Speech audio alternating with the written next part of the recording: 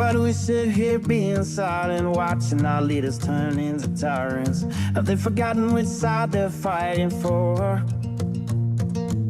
Checks and balances set aside and rule of laws, youth and ours, and Constitution openly ignored. Man, I'm not okay. Think we are being played. Is it time for right and left to join a greater cause? Man, I'm not okay.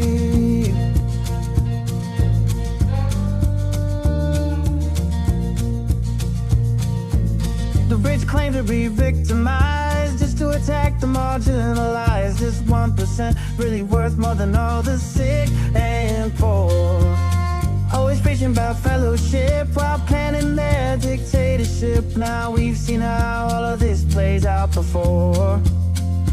Man, I'm not okay. Think we are being played. Time for you and I to join our country's call. Man, I'm not okay.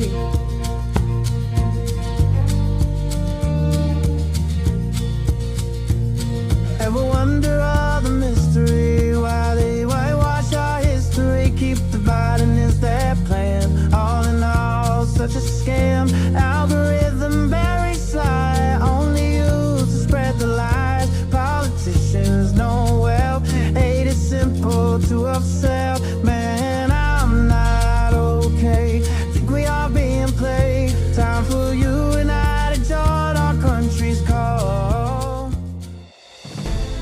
We are not okay. America is not okay, and we all know that.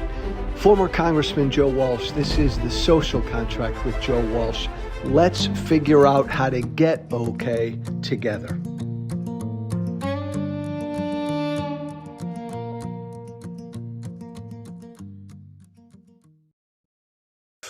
Right? Keith, I'm live. This is awesome. Hey, you recognize me, former Congressman Joe Walsh. I'm sitting in, subbing for my friend and pal, Marcus Flowers here on With All Due Respect. Really happy to be co-hosting today for Marcus. And everybody who is listening right now, thank you for listening. And spread the word, share. Let's get more folks to listen this afternoon because we've got a really cool, interesting, important guest that I'm going to haul in here in a second. Madeline Somerville, my co-host, will be joining us any moment. But again, Joe Walsh, this scruffy face, haven't shaved or showered in about a week. I'm exaggerating a little bit. Sitting in for my pal Marcus Flowers. A lot to talk about today, and we're going to get to some of the news of the day later. We'll find out what that freaking madman in the White House is up to and posting later. First, though, I want to give him an intro. We've got a candidate for governor down in the state of Georgia, who I am really excited to break bread with and chat with. I'll introduce him like this. I've only been a Democrat for 10 months. I'm still a very baby new Democrat. My biggest beef against my new political party is that, man, we need real people. We need authentic people. We need fighters, just straight shooters. I don't want to have politicians. Too many Democrats sound and think and smell and look like politicians. We got to get away from that. And Jason Estevez, who is running for governor in Georgia, foots that bill. He meets that, man. An attorney, a businessman. He represented Georgia's 35th state Senate district from 2023 to 2025. He was also the board chair at the Atlanta Public Schools Board of Education back starting in 2013. And he's got a primary coming up down in Georgia, May 19th. He's a candidate for governor on the Democratic side in the state of Georgia. Let me bring Jason in right now and welcome him. And there you are, my friend. Hey, Joe. How are you? Thank you so much for having me. It's really good to be with you, and I know you're busy. I know you're doing shit all over the place, as you should be, because man, you got a primary about a month and a half out, It's but coming fast. it is coming fast. But welcome, and thank you for running for governor. Uh, I want to start like this. I want to ask the toughest question that I think candidates are asked. Should be the easiest, but it's always the toughest question. I don't think you'll have trouble with it. But let's start here, big picture. Why the heck did you Yeah. decide to run for governor of Georgia? Yeah. Well, look, thank you so much for having me, and appreciate you. You're doing a great job for Marcus Flowers and Madeline, Oh, yeah. for Thanks. sure. But look, I'm running because my entire career I've been motivated by leveling the playing field for hardworking people. And my first job, Joe, was as a middle school social studies teacher. Awesome. And it was- Awesome. Yeah, it's the hardest job I've ever done, by the way. But it's also the most rewarding job I've ever had. And I Hey, taught. by the way, Jason, stop there because I want Yeah. people to understand why. I agree with what you just said as a former teacher. You Yeah. said it was the hardest job you ever had. Why? Because you are teaching 150 kids who not only rely on you for their education, Yeah. but they're relying on you for mentorship. And when you're teaching in a low income community, Yep. they're relying on you for sometimes healthcare guidance. They're relying on you for mental health services. Their parents sometimes need you to drop their kids off at Yeah. their home, right? You're literally playing multiple roles in a job that is paying you. At the time, it was paying me $35,000, $40,000 a year, if that. Yeah. Right. So you're being paid a lower salary compared to the work that you're putting in. Yep. And I remember it's the only job that I've had where I would, on the way home, I would just be exhausted and You'd be sometimes exhausted. tears in my eyes. Like, what am I doing? But then at the end of the day, Yeah. I would go to sleep, wake up the next morning, show up in my classroom. And when those kids would come in smiling faces, it would remind me why I'm doing it. That's And- such a Jason, I'm so glad you answered that because that's it. It gives great insight into you and it gives great insight into our education system.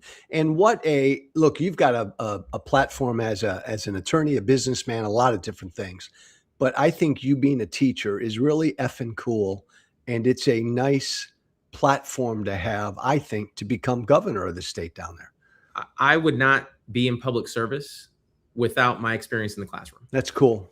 It's That's cool. something that I didn't think about running for office or being a politician until I was in the classroom and seeing kids who were no different than me, Yeah. but who did not have the same kinds of opportunities. And when I was looking into why they didn't have the opportunities and felt that the system was unfair and the system was rigged. It was rigged for folks who were not who were wealthy, who already had resources and opportunities.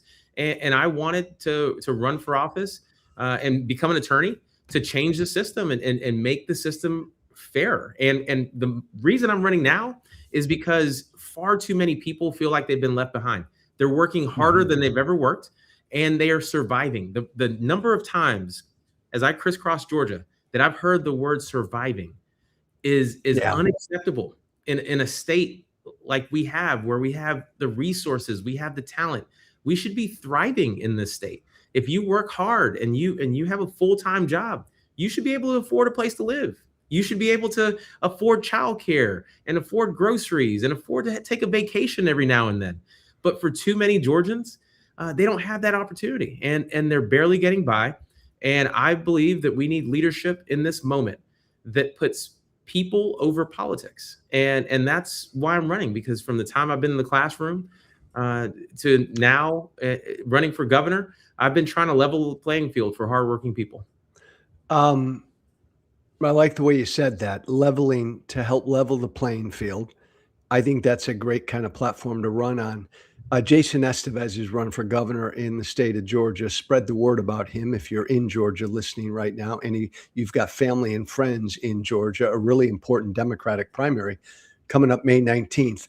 How Jace, like, just concretely one or two things that you think about on how we, the government can help level the playing field? Yeah, well, look, at the end of the day, what people ultimately care about is fairness, and in order to ensure that there's fairness and opportunity, we need to focus in on healthcare and education. Mm-hmm. The key pillars of my platform, Joe, are health, wealth, and opportunity.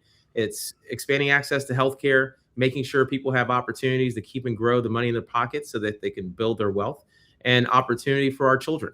So, in order to level the playing field, it comes down to healthcare and education. You can't have wealth, you can't go to work if you don't have health, right? So, we have to expand access to healthcare. But then you also need the knowledge to be able to get into a good paying job. So, what I talk about that the governor of this state can do concretely is expanding access to health insurance, expanding Mm-hmm. access to Medicaid, making sure that we're building healthcare hubs in partnership with nonprofits, with cities and counties, to make sure that across this state, no one has to travel more than 45 minutes or an hour to get the basic services that they need.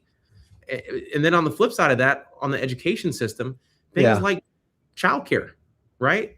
Childcare helps to provide babies with the building blocks that they need to learn how to read, write, and do math.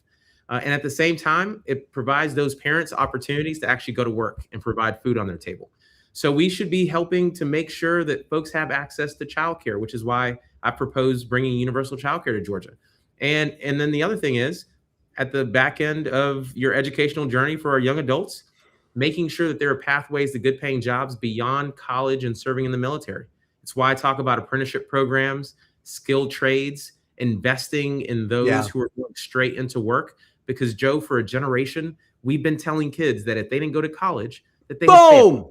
And Jason, get on your mountaintop right now and preach. This is such a fucking pet peeve of mine. Not everybody needs to go to college. No, look, dude, if you have hired a mechanic, Yeah. a carpenter, a plumber, an electrician, a cybersecurity technician, jobs that don't need a college degree, they're Yeah. making a shitload of money.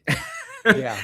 and we should be celebrating the trades just as much as we celebrate those who are going to college and going to corporate America. And as governor, I'm going to make sure that we're investing in pathways to good paying jobs that don't require you to go to college. And what that does, Joe, is it helps to restore hope in our future, because Yeah. there are a lot of kids today that drop out of high school Yeah. because they don't see themselves going to college. And they've been told their entire life that if they didn't go to college, that they had failed.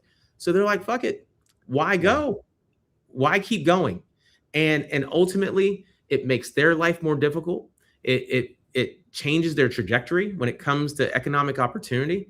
And when we talk about leveling the playing field, I'm talking about giving those children opportunities to stay out of the jail, stay out of the streets, Yeah. and actually jump into good paying jobs and be able to provide for themselves and build their community. You are, Jace, again, I'm not going to say you stumbled upon it. You've pinpointed, I think, one of the biggest issues of our time is this idea that everybody needs to go to college. We need to change that fucking idea now. That's right. And then again, we won't get into it right now, but then this whole thought of AI, knocking on our door tomorrow and changing everything. There's so much change afoot, and I'm so glad that you're speaking on that issue. Look, and AI, just really quickly with AI, Yeah. the jobs that are going to be preserved are the jobs that require your hands. Bingo. And the jobs that require you to be creative around Yeah. problem solving, right? Yeah. And that creativity has been lost over the last generation. Yeah. Because we've been telling people you have to, very regimented, you have to do this and you have to do that, and you have to go into a big company. We need our kids to be more creative. Yeah. And it's those creatives that are going to thrive in the AI world. So we need to make sure we're fostering an environment for that.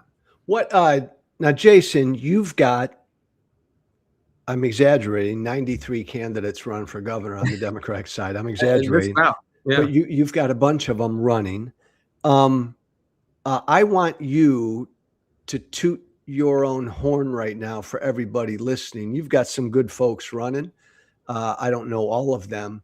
What makes you different and better? Well, look, what makes me different is the fact that I have the lived experiences of the hardworking people of the state. I was in the classroom on the Yeah. front line of education. I have two young children going through school right now. I have a 10-year-old and 7-year-old. So when I talk about the education system, I'm talking about the Yeah. education system that I'm living through right now. I'm a caregiver of a mom with Alzheimer's. My Ah, wife and I cared for my mom for many years in our home. But most importantly, I'm a small business owner and I'm living the struggle of having to deal with Trump's economy yeah. and the instability that he has brought to our economy Yeah. and having to navigate the cost of a small business owner. And like any small business owner, when shit hits the fan, I have to step in. Very quickly, Joe, a couple weeks ago, I had cooks in my restaurant in Macon, and I live in Atlanta, Yeah. an hour and a half away. I had several cooks call in because they were sick. And it was a Sunday, early Sunday morning. Don't you tell me that you went up there and you start cooking. My wife and I drove down there. I was on the phone with my campaign team. I told them that I couldn't go to church that morning. I Oh my couldn't gosh. go to a campaign event that early afternoon. And I went down to the restaurant. I cooked bacon, sausage, Ah, doing all the things, love that. stepping in. So when I talk about stories of folks who are making $18, $19, $20 an Yeah. hour and barely making ends meet, it's because I'm having breaking bread with these folks. I'm working in the kitchen with these folks. I see the challenges that we have, but I also see the opportunities that we have. And that if we make things fairer, if we give these folks opportunities, that we can actually have a more vibrant economy, we can have a brighter, better future for our state. And now not only is it my lived experiences, it's the Yeah. fact that I have a vision for the future of the state Yeah. that gives people something to vote for. And that's something that Democrats have not been doing very well at. We got to give people something to vote for, not just something to vote against. Well, that's a great point in this era of Trump, because he's so bad and so horrible. He's dominated every conversation. And That's so right. oftentimes Democrats can just say, he's bad, they're bad, vote for me. Great Yes. point. And I'm having fun with the fact that you and your wife drove down to Macon and put on the apron and started cooking. I love that. It But was nuts. I literally had events that night, and I told the folks in the crowd, I was like, I might smell like bacon. You smelled like bacon the whole event.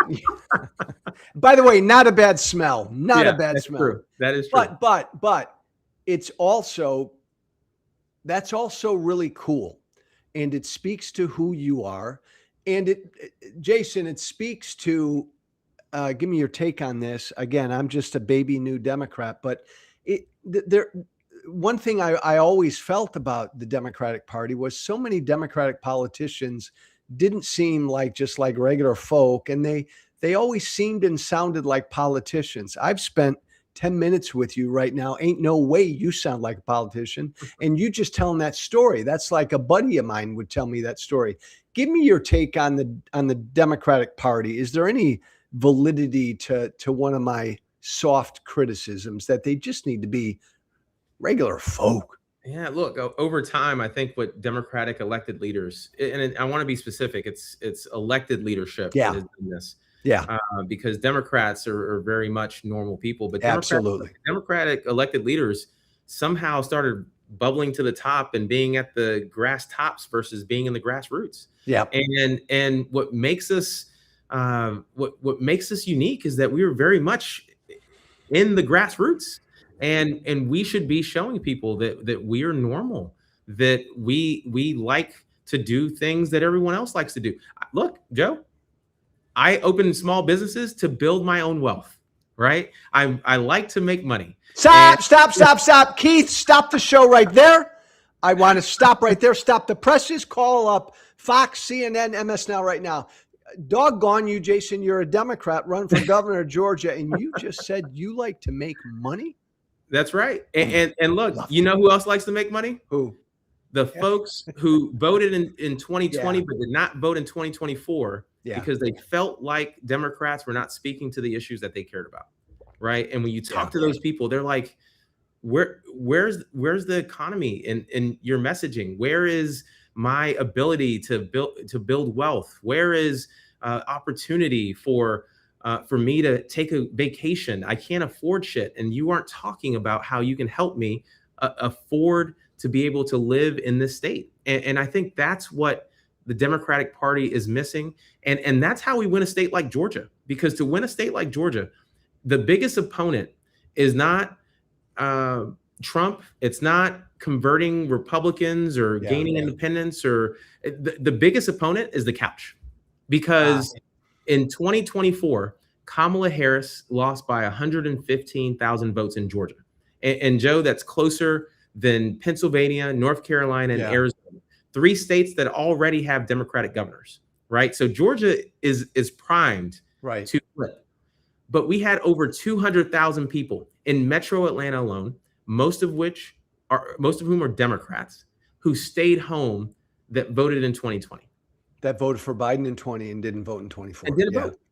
We had the votes are there, but what we're missing is the message. What we're missing is the candidate with the message to get those folks off the couch and tell them that we could build a better future for our state. And I tell folks all the time that Georgia has the talent, we have the resources, but what we're missing is the leadership. And that's where my candidacy comes in. Jason Estevez is a candidate, a Democratic candidate for governor in Georgia.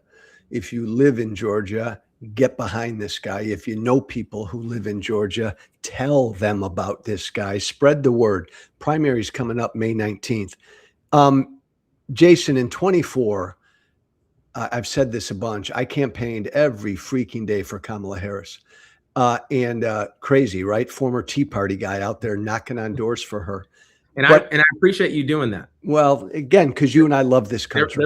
There were several Republicans, former Republicans that were doing that, and certainly appreciate that. But respond to this, Jace, because from just regular voters who don't pay attention to politics every day, in every state, battleground state, including yours that I went into, they all gave me a variation of this. Joe, I know Trump's an asshole, but Democrats kind of look down on me and don't understand me. I heard a variation of that everywhere. Give me your thought on that. Yeah.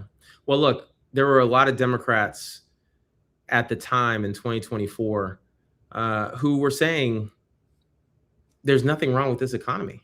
Yeah. This is the best economy we've had. What are y'all talking about? People are making more money than they've ever made. Does that sound familiar? Yeah. That's what Donald Trump's saying right now. Exactly. While we are all suffering with the cost of living. Yeah. That's what we were saying in 24. We were very much out of touch with what people were concerned about. And as a result, Donald Trump had a very simple message. Yeah. How do you feel today versus how you felt 4 years ago when I was president? Yeah.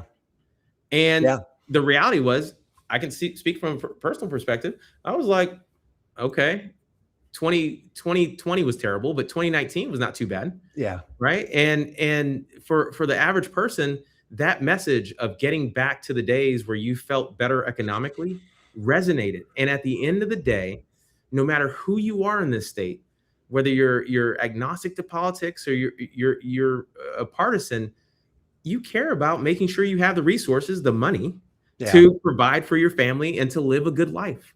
So if Democrats aren't acknowledging that, and instead we're talking about democracy and freedom, if you don't have the resources to have a stable meal or a roof over your head, then what does freedom matter?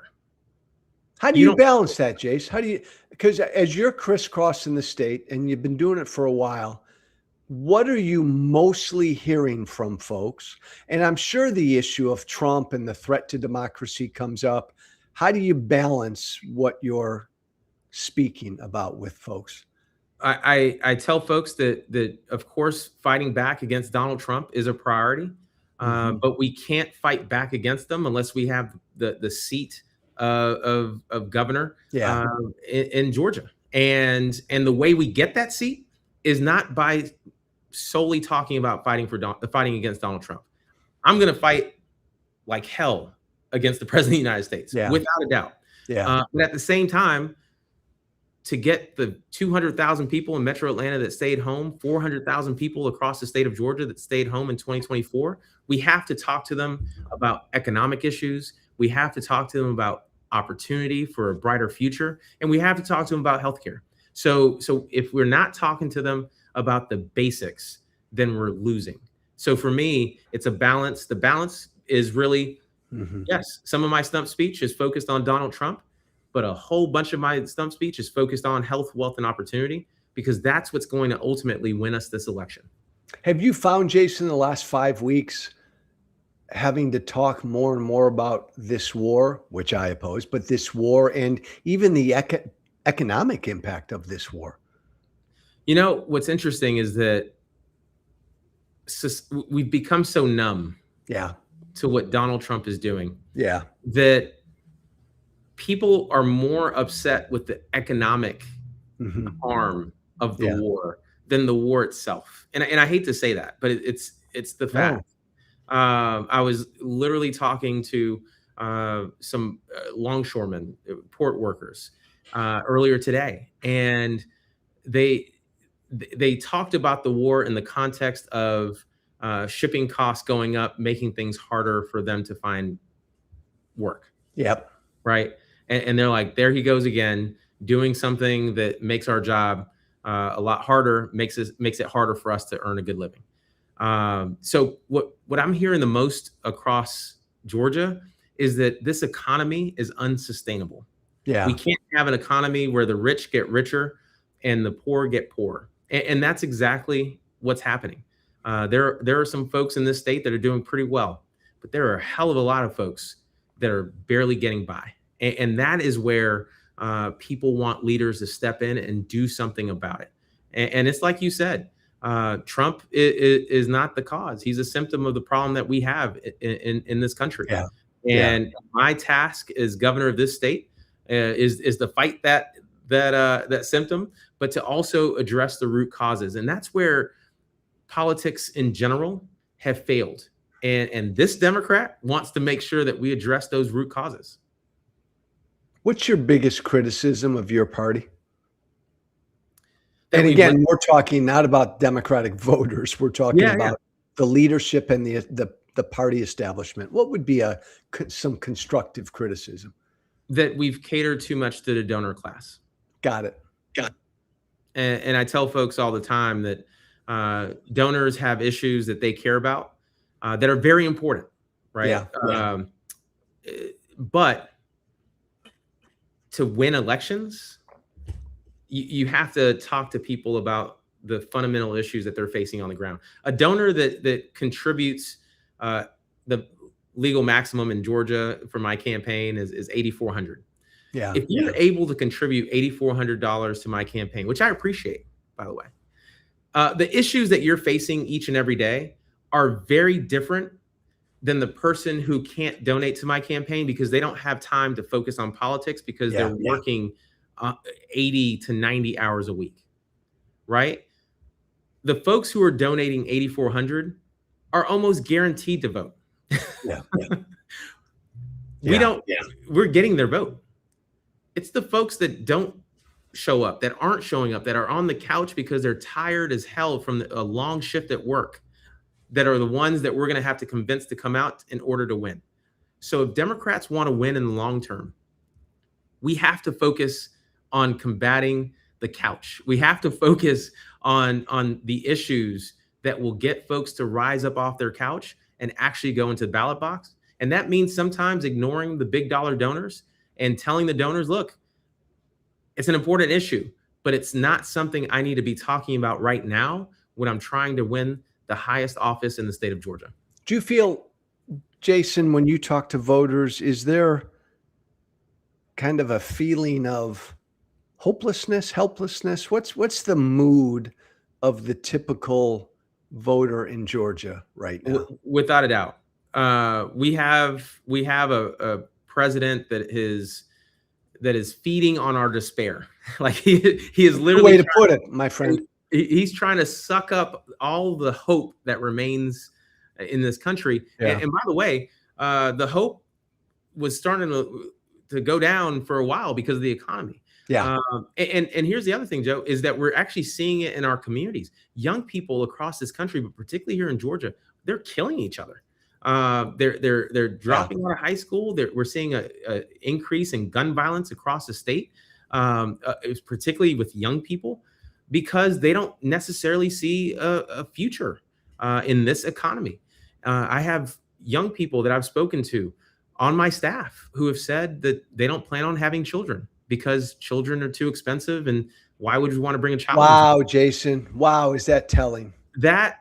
That is Wow. a tragedy, Yeah. but it's also should set off alarm bells with political leaders across this country that we have to restore hope in the future of this country and in the future of the state of Georgia. And that's why my campaign is so focused on giving people something to vote for, because we need to restore hope. We need to make sure that people feel like if they work a full-time job, that their future is brighter. And right now, there are too many people who are working like hell, Yeah. and they feel like they're being left further behind. Well, you should be speaking with, and you should relate to young people. What, you're like 19 years old. I'm kidding, everybody. Jace, you got a baby face, and I love it. You know, what's funny is I'm young enough to where seniors think I'm young, and then I'm old enough to where young people think I'm old. I'm right Milk in that, the middle. Jason. Milk that for as long as you can. Hey, tell folks listening around the country about the state of Georgia. Always been a battleground state. Purple, blue, red, those silly labels. What would you call Georgia these days? Look, I think we're a blue state waiting to be awakened by the blue wave that's coming in November of this year. We have 2 U.S. senators who are doing an amazing job, in Raphael Warnock and John Ossoff. John Ossoff is going to be on the ballot this year, and I look forward to campaigning along his side. But we also have strong Democratic strongholds throughout the state. We have Republicans in rural Georgia that feel like they've been forgotten by Republican leadership. But Republicans have had leadership at the state level for over 20 years. And we have the opportunity to change that. And like I said earlier, Georgia is primed to flip up and down the ballot.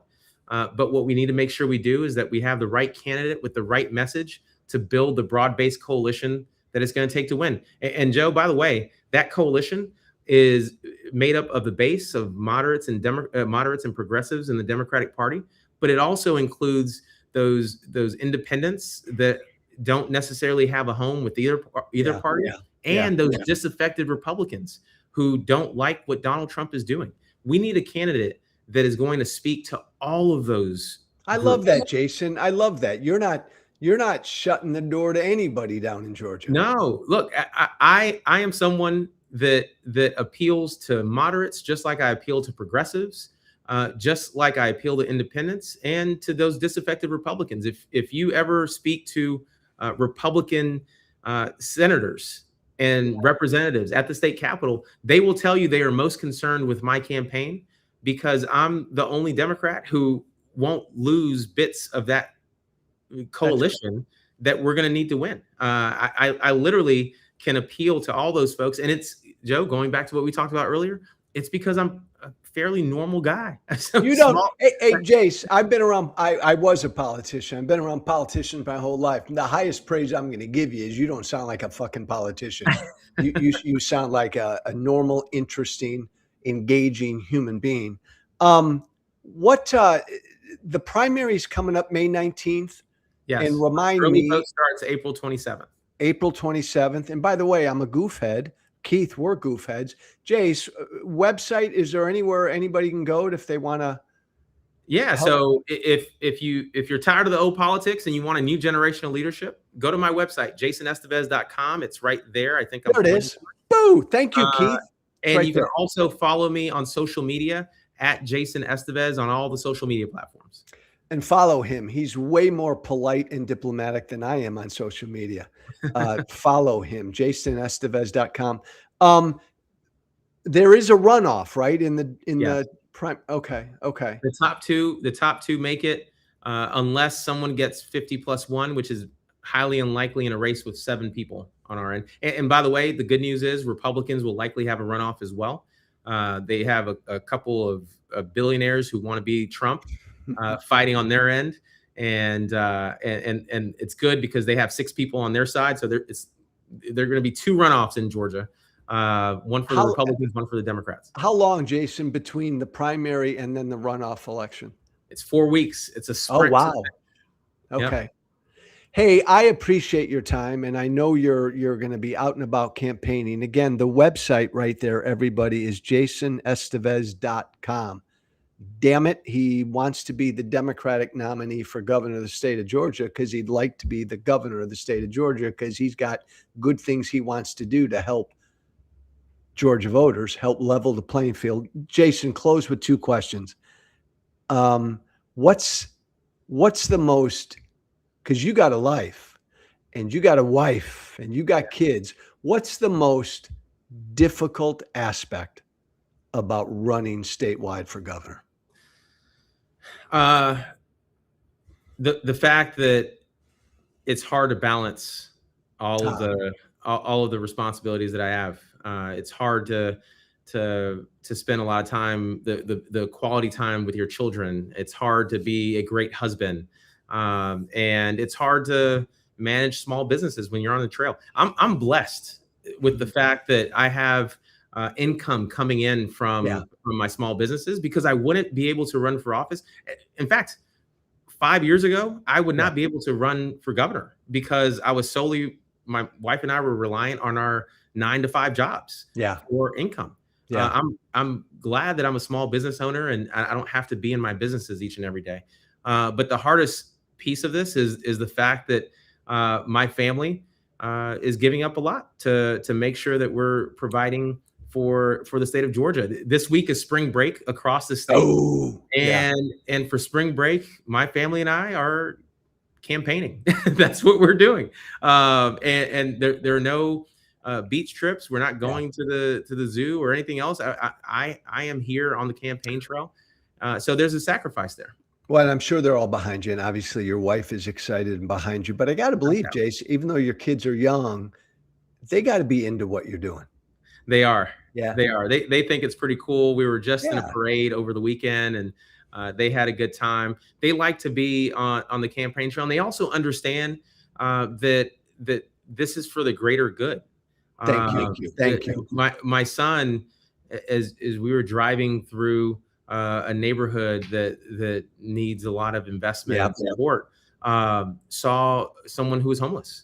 And this was several years ago. He's 10 now, but he's about 6 years old. And he asked me, why do we have homeless people? And that's a tough question. Right. In a state where we have $15 billion sitting in a bank account, yet we have a shortage of affordable housing across the state. As a policymaker, it was tough for me to navigate that question. But they know that what I'm trying to do is to solve some of the biggest issues that we have in the state. I got 2 final quickies to close. You're elected governor. What would be the first or one of the first doggone things you want to do? I have to start with healthcare and affordability, starting to reverse the deadly abortion ban that has led to the deaths of women in the state. I want to start with that on the healthcare side. On the affordability side, I want to tackle the tax giveaways that we're giving to data centers right now. Elon Musk and Jeff Bezos don't need tax breaks. Thank you. Trump's economy. That money deserves to be in the pockets of hardworking people across the state. So those are the 2 things I would focus on. Okay, last question, you big jerk. And we'll end on a high note. What's been the most rewarding, exciting, freaking thing about running for governor? Just meeting people across the state and seeing the beauty of our state. And when I say the beauty of our state, I'm not talking solely about the physical. I'm talking about the culture and the vibes that exist throughout Georgia. It's a beautiful state. We are doing amazing things. And what I'm looking to do is to take us to the next level and be the state that I know that we can all be by working together. Perfect answer, my friend. JasonEstevez.com. JasonEstevez.com. Democrat, run for governor of the state of Georgia. Get behind him, help him, support him. Jason, my friend, keep going, brother. Keep going, keep going. We're with you. I appreciate you. Thanks. Thanks, Jason. Keep And fighting. thank you. Yep, absolutely. And thank you, everybody else, for letting this former congressman sit in for my friend Marcus Flowers on With All Due Respect this Wednesday. Marcus and both Madeline will be back next week because you don't want to see this messy face again. But follow Marcus, follow Madeline, be part of this podcast, support what they're doing on With All Due Respect. It was a lot of fun and an honor to sit in this week, and especially do what I love to do almost more than anything else is speak with some of this newer breed of Democrat running for office. It's what the Democratic Party needs. Jason Estevez down in Georgia running for governor fits that bill. So support him. Thank you for letting me sit in. We'll be back. Marcus and Madeline will be back. Thanks, Keith. Thank you for listening. Remember to listen, follow, and share The Social Contract with Joe Walsh on Apple, Spotify. Plus, don't forget to subscribe to The Social Contract on Substack. This has been The Social Contract with Joe Walsh.